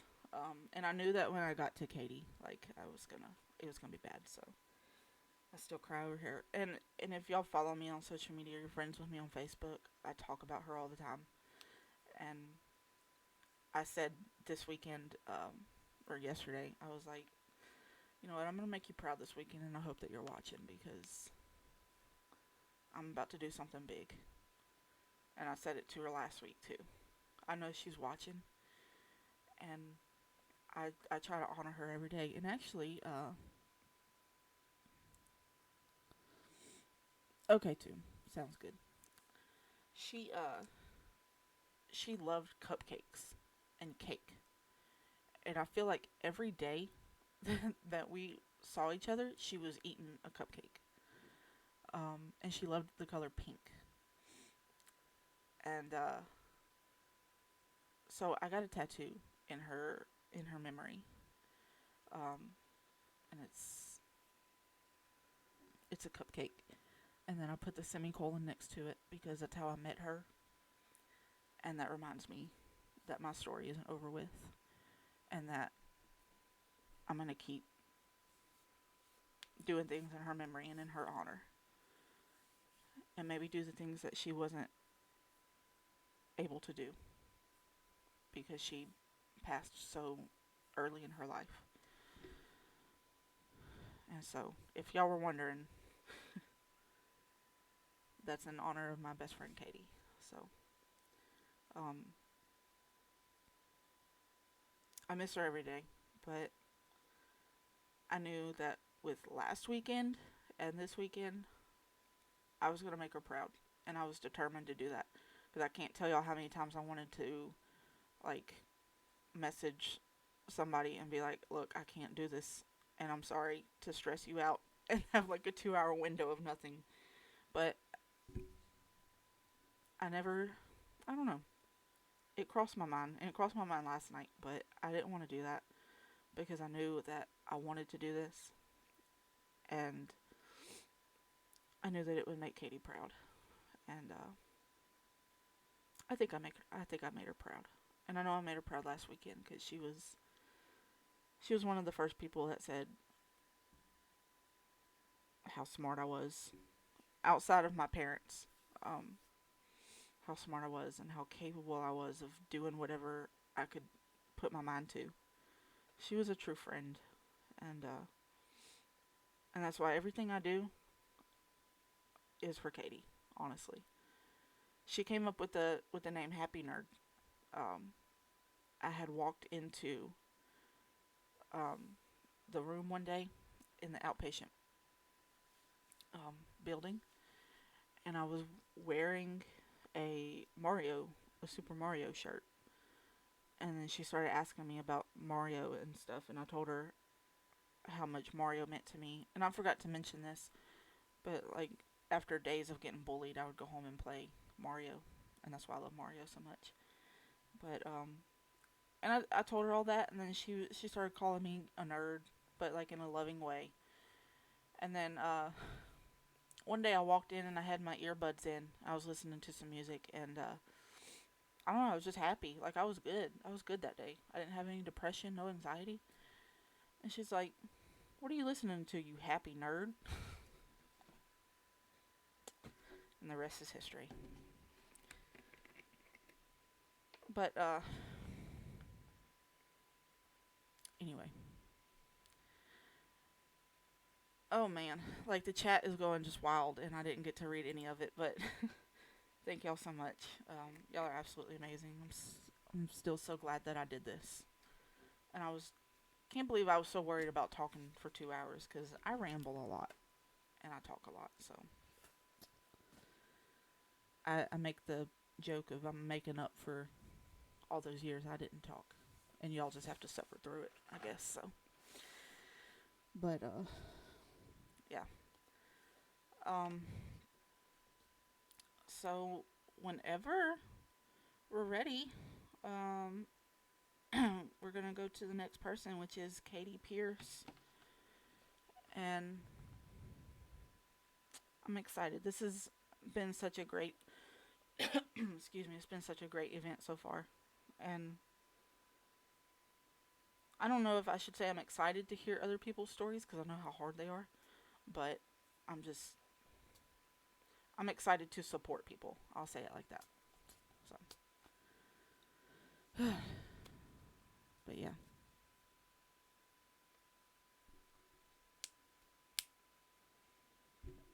Okay, sounds good. But man, I hope y'all are having a good day. Like, I know I just kind of spilled my guts out, but this is I don't know. I feel a little free now, and I feel like y'all really got to know me a little bit more, a lot more, honestly.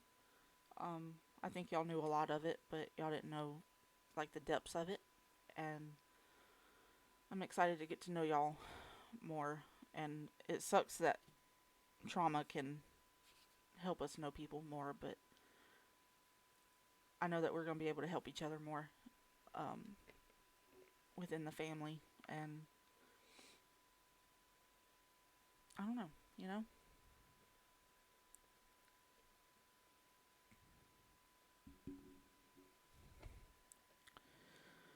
Oh man. Well, okay, so I can go through this. Thank you for the follows and the bits and the sub. I see I got a sub. That's awesome. And the hosts, y'all are amazing. I don't consider people to be braver than another. Especially when telling our stories. I think that some people are just more ready. It's not really like a bravery, like a measure of bravery. That's what I'm trying to say. I think people are just more ready. Um, and because mental health is my passion, and I am very open with my story. I've told it time and time again, but like I said in the beginning, like I've put it, I put little pieces of myself through a blog post, or a podcast episode, or just a video. I mean, whatever. But I've never put it all together like this. So it was a little freaky. I mean, it was freaky. And but it's like I'm always very open to tell my story. I'm a very transparent person, and sometimes it bites me in the butt, but it's just like at this point it's like oh well, because it's just who I am. I'm very transparent. I just want to help people. And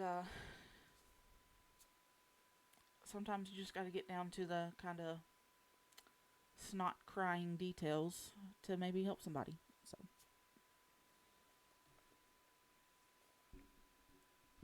but see, you're fine though. Like, um, one day maybe you'll be ready, and if not, that's okay too.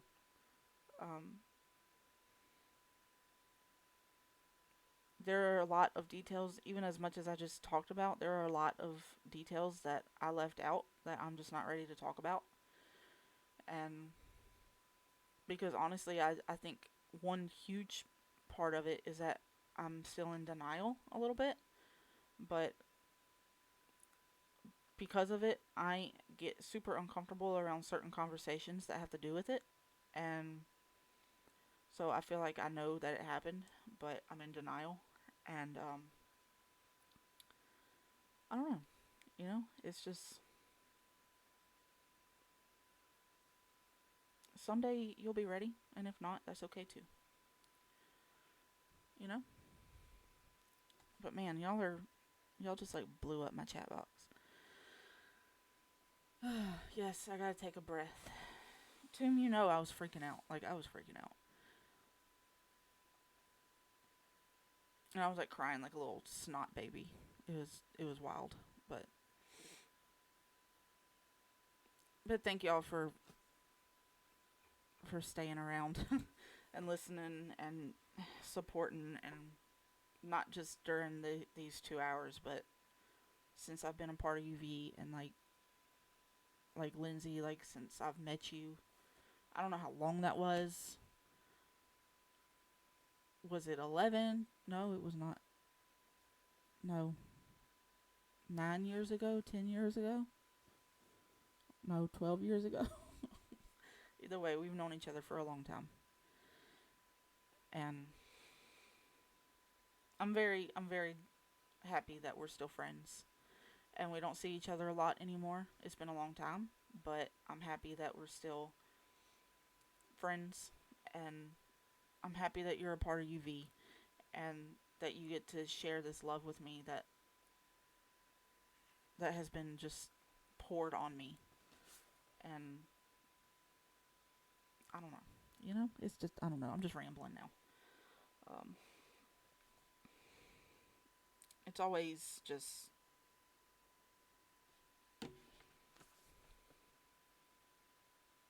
when I think of wanting to just be depressed, or letting the depression win, rather, it's like, okay, I'm just gonna go to my computer, and I'm gonna open up Discord, and I'm gonna play a game.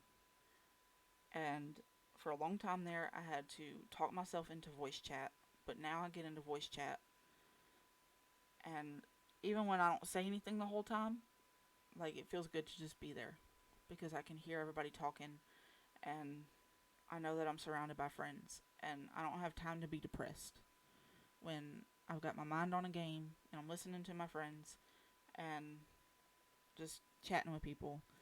And you know 2009 or 2008. Yeah, that's what I was thinking as well. I know that you knew that, like, you were around when I graduated, so I graduated in 2009, so um, I knew it had to be around that time. Thank you, Corey.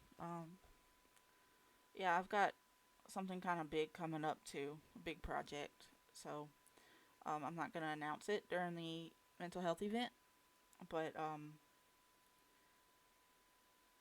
really excited about it, and I'm kind of just gonna put my all into it, put all my time into it, really, and get it up and going.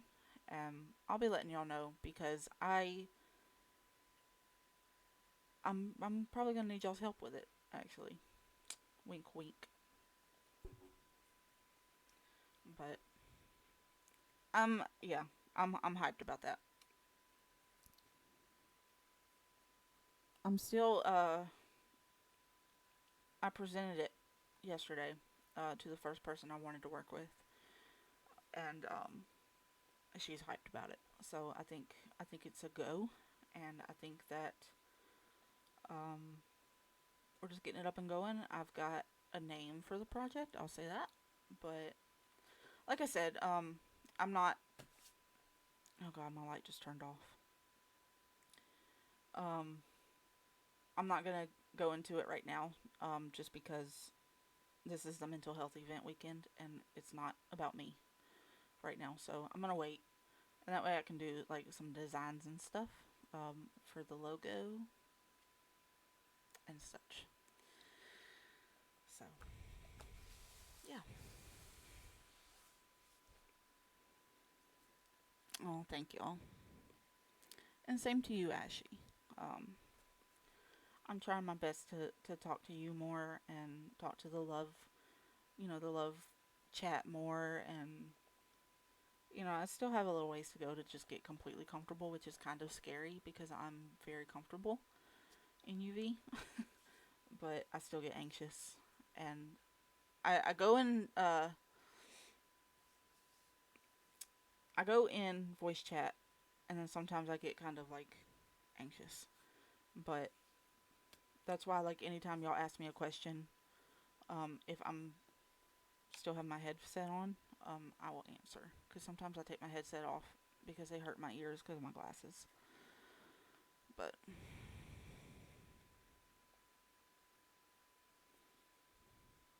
oh, you're good. You're good. She's.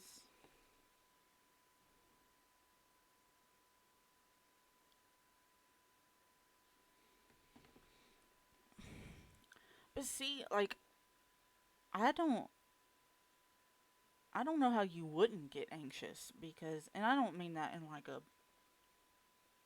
bad way, but it's like you're running this thing, and leadership is running it so good, honestly, that I have. I don't know. I don't even know what to say. Like it's just like y'all are just like rock stars, though. I'll just say that. But like leadership in all aspects, like mods and everything, like y'all are just killing it lately, especially with all of the people coming in. And like I said, with everybody that comes in, I'm like, you're a part of UV, so I love you. And I feel like I'll say this after watching that veterans podcast last night. First of all, that was evil, okay? Because I cried like a freaking baby, especially when Pixel broke down. Like that was, I was like, good lord, this is gonna be difficult. I cried during dry stream hard because I'm just like, I just want to hug her so bad, and I'm just like, my God, like I have some amazing friends, very strong ones, but yeah, I forgot where I was going with that. Oh, the veterans podcast. Like you were like Toom was mentioning that he says I love you a lot, and I feel like I need to say this. I haven't wanted to do anything since a few months ago, but I still get down a lot, and especially when my medicine wasn't working and I had to be put on new stuff and whatever, and I mean it was rough, but I remember one time Toom was like, "I'm proud of you," because he says that a lot. Excuse me. He says that a lot, and he says, "I love you" a lot, and he's like, "Excuse me." Oh my God, I'm having a man moment. Um, I think he said both. I think he said both to him. I think he said, "I'm proud of you. I love you," and I'm just like, at first it was overwhelming because I'm not used to hearing "I'm proud of you." My mom says it every now and then, but I don't know. To hear like a friend say it is just different. I don't know. Okay, is she online? She is. Okay, so we're gonna write out to Katie Pierce, y'all. But thank y'all for tuning in and helping me through all that because that was rough. But I'm really glad I did it. And I love y'all. And my DMs are always open. If you want my cell phone number, I will give you that. I'm open to that as well. So I love y'all. I am typing it in. Um, I'm gotta make sure I spell it right. Okay. I love y'all.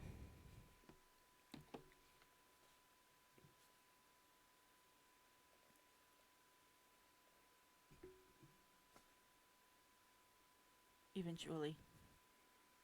All right. Bye, y'all.